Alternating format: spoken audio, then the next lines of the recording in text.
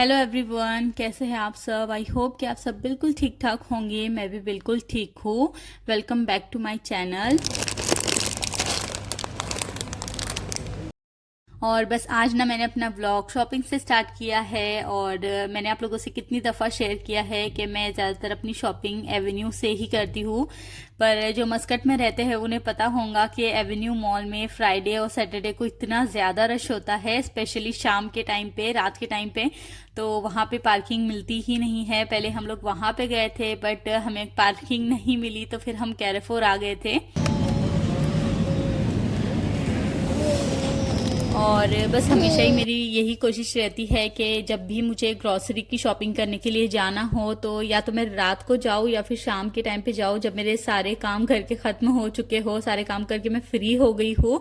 तो ये ना अभी रात का टाइम था, डिनर वगैरह करके हम लोग फ्री हो गए थे। उसके बाद में मैं आई थी ग्रॉसरी की शॉपिंग करने के लिए। मेरी तो पहले से ही आदत है कि मैं जब भी जाती हूँ शॉपिंग के लिए तो अपने साथ में शॉपिंग की लिस्ट तो ज़रूर लेके जाती हूँ, क्योंकि फिर मुझे कोई कोई छोटी छोटी चीज़ें हैं वो याद नहीं होती। तो लिस्ट बनाने का बस यही फ़ायदा होता है कि जो जो चीज़ें मैं लेती जाती हूँ उनको मैं टिक लगाते जाती हूँ या फिर इरेज करते जाती हूँ।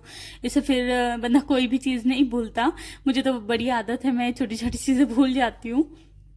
वैसे भी मॉल में शॉपिंग करते हुए तो इतनी सारी चीज़ें हमारी नज़र से गुजरती है जो कि अगर हमने लिस्ट में ना भी लिखी हो तो देखने पे हमें याद आ जाता है कि ये भी चीज़ हमें ख़रीदनी थी।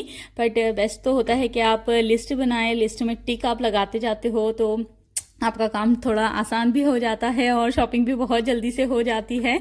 और स्पेशली ऑफ़र वगैरह तो चलते ही रहते हैं मॉल्स में। तो अगर कोई ऐसी चीज़ हो जो आपकी पहले ही ख़त्म हो रही हो, अभी ख़त्म ना हुई हो, तो वो आप अगर थोड़ा एक्स्ट्रा ले लो तो फिर इससे आपको दो फ़ायदे हो जाते हैं। वही चीज़ लेने के लिए आपको बार बार नहीं आना पड़ता और साथ ही आपका थोड़ा सा मंथली बजट में आपकी सेविंग भी हो जाती है।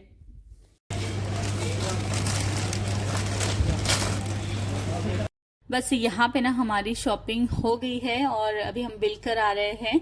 तो आराम से तो मॉल में हमें 1 से 2 घंटा तो लग ही जाता है, उसमें हमारी अच्छी खासी वॉक भी हो जाती है। महविश के साथ में ज़रा मुश्किल होती है क्योंकि वो अगर उसका मूड अच्छा हो तो वो ट्रॉली में बैठती है, वरना फिर वो अपनी मर्जी से बस इधर उधर भागती रहती है। तो उसे साथ ही साथ उसे पकड़ना भी पड़ता है, बड़ी मुश्किल होती है उसके साथ में शॉपिंग करते हुए। ज़्यादातर तो मोहम्मद साद को परेशान करती है, वो भागती है तो वो ही ज़्यादातर उसे पकड़ता है।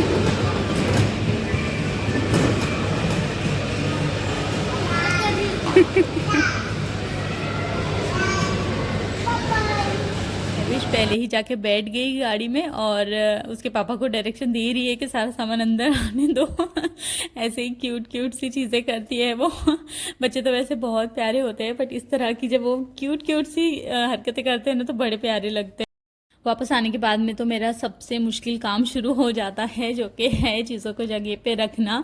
क्योंकि वहाँ पे पहले ही हम इतने थक जाते हैं और वापस आने के बाद में चीज़ें रखना ना मुझे बहुत मुश्किल काम लगता है। तो बस ऐसे ही मैं बच्चों से भी कहती हूँ कि सारी कैरी बैग्स मेरे पास में ला के दो, मैं जल्दी जल्दी से चीज़ें बस रख दूँगी, ख़त्म करूँगी इस काम को।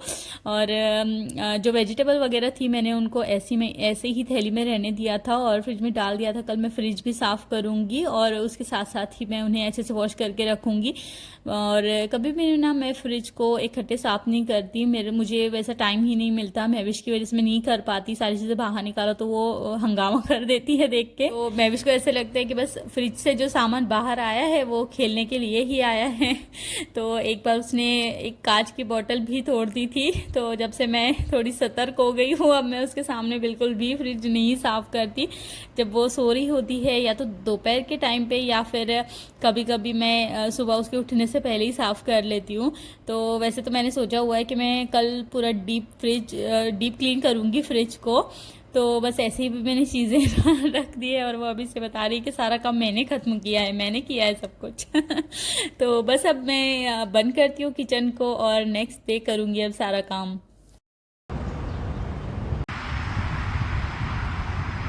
और बस अब ये सुबह का टाइम है, तो अब मैं सबसे पहले अपने फ्रिज को क्लीन करूँगी।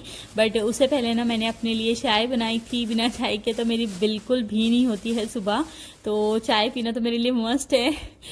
तो मैंने चाय बनाई, और मेरे हस्बैंड जो है वो सुबह में जल्दी ही उठ जाते हैं। वो बिल्कुल मॉर्निंग पर्सन है। अगर उन्हें सुबह में ऑफिस ना भी जाना हो तो वो जल्दी ही उठते हैं। उन्हें 6 बजे उठना है तो वो 6 बजे ही उठेंगे। पर मेरा ऐसा नहीं है। जब छुट्टी होती है तो मैं आराम से उठती हूँ। बट आज मुझे फ्रिज साफ करना है, वो भी महविश के उठने से पहले। तो बस मैं जल्दी से उठ गई थी, और वेजिटेबल वगैरह है इनको मैं सबसे पहले वॉश करके रख रही हूँ, ताकि फ्रिज में ना इनको मैं जब रखूँगी तो जब तक ये सभी चीज़ें ना ड्राई हो जाएंगी। क्योंकि अगर वेजिटेबल को ऐसे ही अगर थोड़ा सा पानी वगैरह लगा हो और ऐसे अगर रख दे फ्रिज में तो बहुत जल्दी से ख़राब हो जाते हैं। तो इनको थोड़ा ड्राई करना बहुत ज़रूरी है, थोड़ा नहीं बहुत अच्छे से इनको ड्राई करना बहुत ज़रूरी है। तो सबसे पहले तो मैंने वेजिटेबल वगैरह वॉश करके रख दी ताकि वो अच्छे से ड्राई हो जाए। तब तक के लिए मैं यहाँ पे एक लिक्विड बना रही हूँ अपना फ्रिज क्लीन करने के लिए, जिसके अंदर मैंने विनेगर, थोड़ा सा पानी ऐड किया था, थोड़ा सा डिश वॉशर, और जो सोडा होता है वो मैंने डाला था, और इसको अच्छे से मिक्स करके अब मैं इससे फ्रिज क्लीन करूंगी। बहुत अच्छे से इससे क्लीन हो जाता है। बहुत सारी चीज़ें मैं इसी लिक्विड से क्लीन करती हूँ, और हमेशा इसको बना के रखती हूँ। जहाँ पे मुझे लगता है कि बहुत ज़्यादा जो धब्बे हो जाते हैं जो नहीं निकलते, या फिर गैस को साफ़ करते हुए कुछ कुछ चीज़ें ऐसी है जो गिर जाती है, नहीं निकल रही होती, तो ये लगाने से ना बहुत आराम से निकल जाते सारे धब्बे, सारी जो भी चिकनाहट वगैरह होती है ना वो भी आराम से इससे साफ़ हो जाती है। तो बस मैं इससे अपने फ्रिज को क्लीन करूँगी। बहुत सारी चीज़ें, पूरी चीज़ें मैं बाहर नहीं निकाल रही हूँ, बस जो ज़रूरी है वो मैंने निकाली, और बस ऐसे ही ऊपर से साफ़ करके इसको अच्छे से मैंने सभी चीज़ों को ना अच्छे से साफ़ करके दोबारा से मैंने लगा दिया जगह पे।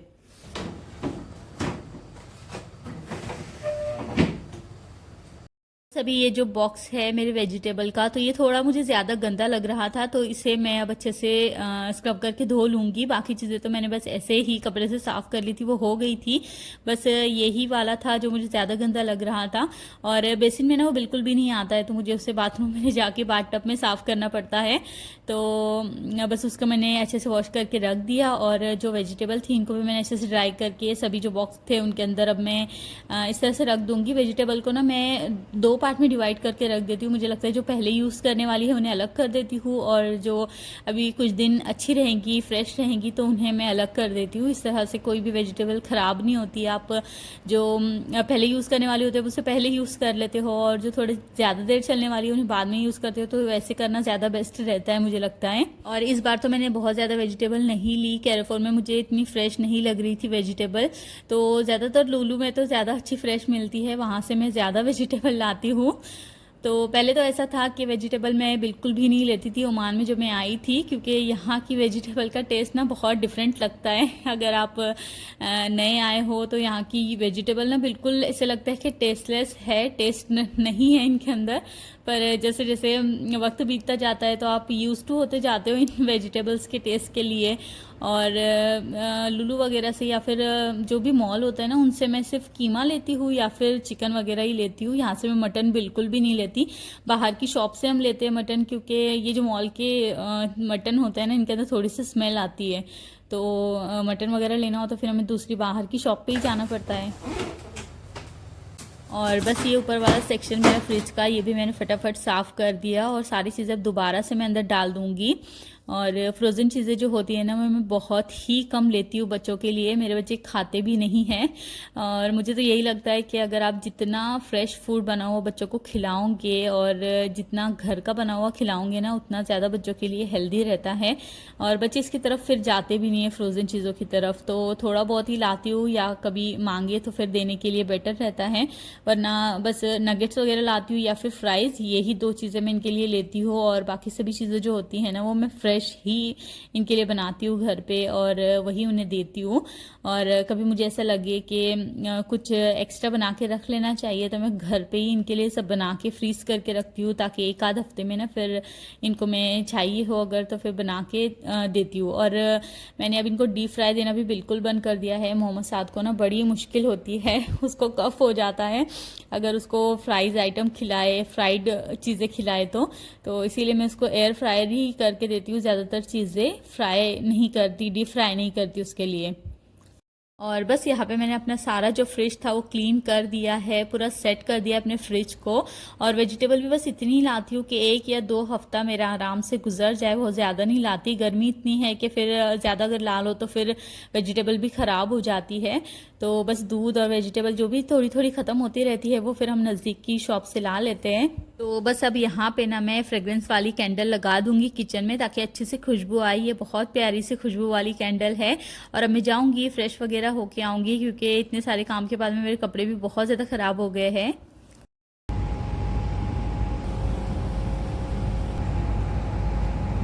और बस जल्दी से आके मैं सबसे पहले बना रही हूँ ब्रेकफास्ट, क्योंकि मुझे इतने ज़ोरों से कोई भूख लगी हुई है अब। क्योंकि वीडियोस में तो दिखता है बस कि 5 या 10 मिनट में ही मैंने फ्रिज साफ़ किया, ऑर्गेनाइज़ किया, सभी चीज़ें रख दी जगह पे। पर सच बताओ तो ये काम करते हुए बहुत ज़्यादा टाइम लगता है। 1 से 2 घंटा कब लग जाता है पता भी नहीं चलता। और सच में ये थका देने वाला काम है फ्रिज को ऑर्गेनाइज़ करने वाला। तो बस अब जल्दी से ऐसा कुछ बनाऊंगी कि जो जल्दी से भी बन जाए और बहुत मज़े का भी हो। ये इतनी सारी मेहनत के बाद में कुछ अच्छा वाला नाश्ता तो बनता ही है। तो बस अभी ना मैं टोटेला रैप बनाने वाली हूँ। उसके लिए बस मैंने थोड़े से फ्राइज़ और कोफ्तों को मैंने एयर फ्राई करने के लिए रखा हुआ है। यहाँ पे बस मैंने ऑयल की बोतल खाली हो गई थी, उसको रिफ़िल किया है।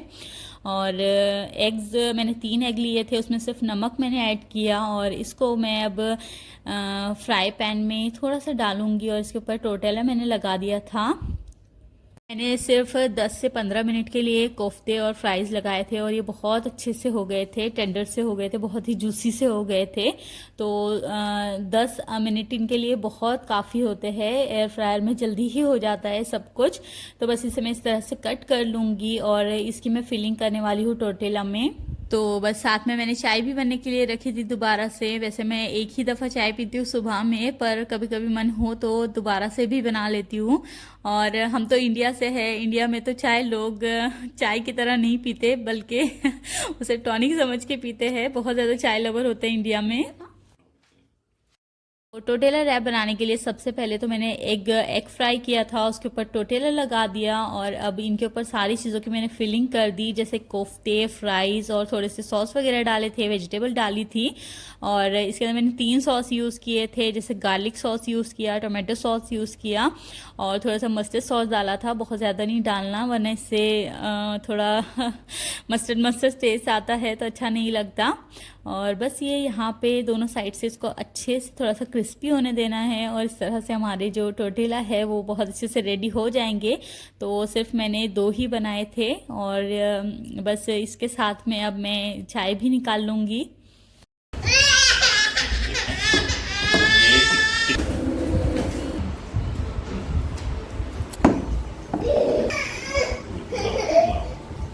लाविदा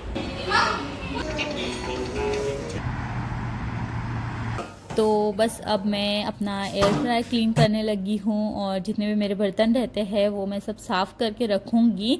तो यहाँ पे एयर फ्रायर को क्लीन करने के लिए आजकल मैं ये जिफ वाला क्रीम लिक्विड यूज़ कर रही हूँ। बहुत अच्छा है एयर फ्रायर क्लीन करने के लिए। बहुत ज़्यादा सा स्टिकी हो जाता है, बहुत ज़्यादा चिपचिपा सा हो जाता है एयर फ्रायर नीचे वाला पार्ट इसका। तो इसको अच्छे से स्क्रब करके थोड़ी देर के लिए छोड़ दो और बाद में अच्छे से स्क्रब करके धो लो तो बहुत आसानी से निकल जाता है। जितनी भी चिकनाहट होती है या जितना भी जो भी सभी चीज़ें इसमें नीचे चिपक गई होती है वो सब आसानी से निकल जाती है। आजकल मैं यही यूज़ कर रही हूँ अपने गैस को क्लीन करने के लिए, ओवन को क्लीन करने के लिए, इवन बेसिन को भी क्लीन करने के लिए मैं यही वाला क्रीम लिक्विड यूज़ कर रही हूँ। तो सच में ये बहुत अच्छा है, किचन क्लीनिंग के लिए बेस्ट है। और इसकी ना खुशबू थोड़ी थोड़ी शैम्पू जैसी है। इसे यूज़ करूँगी आप जब भी तो उसके बाद में इसकी थोड़ी थोड़ी सी फ्रेग्रेंस आती रहती है। तो किचन के लिए बेस्ट क्लीनर है, इसलिए मैंने आप लोगों से शेयर किया कि आप लोग भी इससे थोड़ा फ़ायदा उठा सके।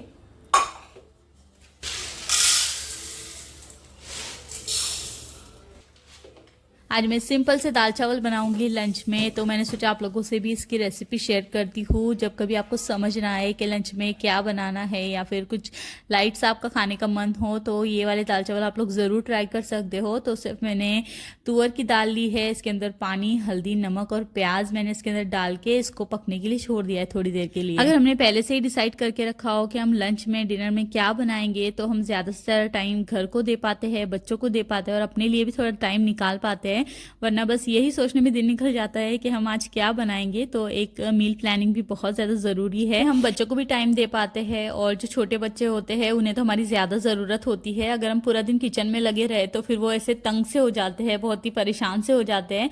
मेरी महविश का तो बस चले तो वो मुझे किचन में कुछ काम ही ना करने दे। वैसे भी मैं किचन में काम करते हुए भी कई दफ़ा उसके साथ में खेलती रहती हूँ, उसे देखती रहती हूँ, और वो यही आसपास ही रहती है हमेशा मेरे। सबसे पहले बस हम दाल को तड़का लगाएंगे। इसके लिए आपने ऑयल लेना है, उसके अंदर राई, जीरा और कड़ी पत्ते को थोड़ा सा फ्राई करना है। उसके बाद में बारीक कटा हुआ लहसुन और हरी मिर्च डाल देनी है। इन्हें भी थोड़ा सा फ्राई करना है जब तक कि लहसुन का कलर थोड़ा सा चेंज नहीं हो जाता। उसके बाद में टमाटर डाल देने हैं, और टमाटर को भी बिल्कुल अच्छे से स्लो फ्लेम पे पकने के लिए छोड़ना है ताकि वो अच्छे से सॉफ्ट हो जाए। सॉफ्ट होंगे उसके बाद ही हमने इसके अंदर दाल डालनी है, और दाल को भी अच्छे से आपने फेंट लेना है, क्योंकि इसके अंदर दाल के बिल्कुल दाने नहीं रहने चाहिए। और तड़के में डाल के सब अच्छे से मिक्स कर लेंगे। नमक वगैरह आपने देख लेना है, क्योंकि पहले भी हमने नमक डाला है तो शायद अब दोबारा से नमक डालने की ज़रूरत ना पड़े।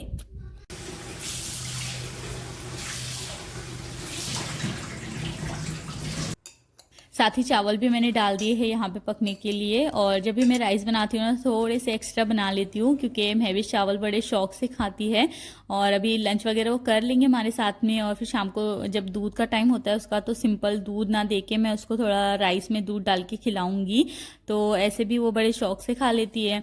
और मैंने तो खाने को ऐसे डिवाइड किया है, जैसे मैं अगर लंच में हैवी बना लेती हूँ तो फिर मैं डिनर बहुत ही सिंपल सा लाइट सा बनाती हूँ, या फिर अगर ब्रेकफास्ट हमने थोड़ा हैवी कर लिया है तो फिर लंच में मैं थोड़ा सा सिंपल सा बनाऊंगी। मैंने सुबह में ब्रेकफास्ट में बनाया था टोटीला, तो अभी मैंने दाल चावल बना लिए, तो ऐसे दोनों चीजें ना अच्छे से बैलेंस हो जाती है। और छोटे जो बच्चे होते हैं उनको तो बड़ी आदत होती है अब प्लेट में खाना छोड़ने की।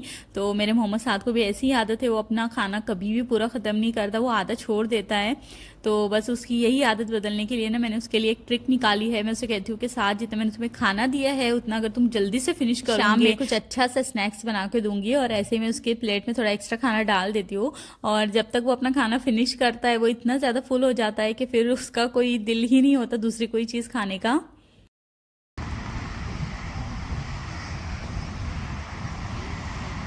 तो बस अभी ये ना शाम का टाइम था और मैं कपड़े फैला रही थी। वैसे मैंने मशीन लगाई थी, लंच के बाद में मैंने मशीन लगाई थी, तो आधा एक घंटा तो लग जाता है कपड़े धुलते हुए। उसके बीच में मैंने थोड़ा बहुत रेस्ट कर लिया, बच्चों को देख लिया, और जो भी छोटे मोटे काम होते हैं जैसे मेरे यूट्यूब वगैरह का काम मैं कर लेती हूँ। लंच के बाद में मैं इतनी लेजी हो जाती हूँ कि दूसरे कोई काम नहीं कर पाती, तो बस यूट्यूब का थोड़ा बहुत काम देख लेती हूँ। और उसके बाद में मैंने कपड़े फैला दिए। और अभी शाम का टाइम था तो मैं चाय वगैरह नहीं बना रही थी। आज मेरे हस्बैंड ने कहा था कि चाय मत बनाना, तो बस ठंडा ठंडा सा यहाँ पे भी मैं बना रही थी मैंगो शेक। तो मैंगो की प्यूरी ना मैंने पहले ही बना के फ्रीज करके रखी हुई थी, पर जैसे मैंने उसमें दूध ऐड किया, शुगर ऐड की, तो उसका कलर इतना लाइट हो गया कि मैंगो शेक कम चीकू शेक ज़्यादा लग रहा था ये तो बस अब जैसा भी है टेस्ट तो इसका बहुत अच्छा था। तो बस अब यही बस मैं दूंगी अभी बच्चों को। तो बस हम बैठे थे मैंगो शेक पीते हुए, हम बातें कर रहे थे, जब मेरे हस्बैंड ने मुझे बताया कि आपके यूट्यूब का एडसेंस पिन भी आ गया है आज। तो फाइनली 3 महीने पहले से ही वो आ चुका था, बट हमें मिल ही नहीं रहा था। तो आज मेरे हस्बैंड लेके आए हैं, आगे मैं आपको बताऊंगी। तो मुझे बड़ी खुशी हुई कि मुझे एडसेंस पिन मिल गया है, और अल्हम्दुलिल्लाह चैनल तो मेरा 6 मंथ में ही मोनेटाइज हो गया था। पर मैंने इतने लेजी तरीके से अपने यूट्यूब पे काम किया है कि मैं बहुत धीरे आगे बढ़ रही हूँ मैं जल्दी जल्दी वीडियोस नहीं अपलोड कर पाती। बस ऐसे ही मैंने एंजॉय के लिए अपना यूट्यूब चैनल बनाया था। ऐसे ही मैं अपने वीडियोस बना लेती हूँ, डेली रूटीन के कभी वीडियोस बना लेती हूँ। इससे मैं एक तो बिजी भी रहती हूँ, और ओमान में जो हमारी जर्नी है, जो हमारी लाइफ है, ये भी एक तरह से सेव हो रही है। तो बहुत खुशी हो रही थी मुझे। तो बस अब मैं अपनी वीडियो को यहीं पे एंड करती हूँ। हम नेक्स्ट वीडियो में मिलते हैं, तब तक के लिए अल्लाह हाफिज़।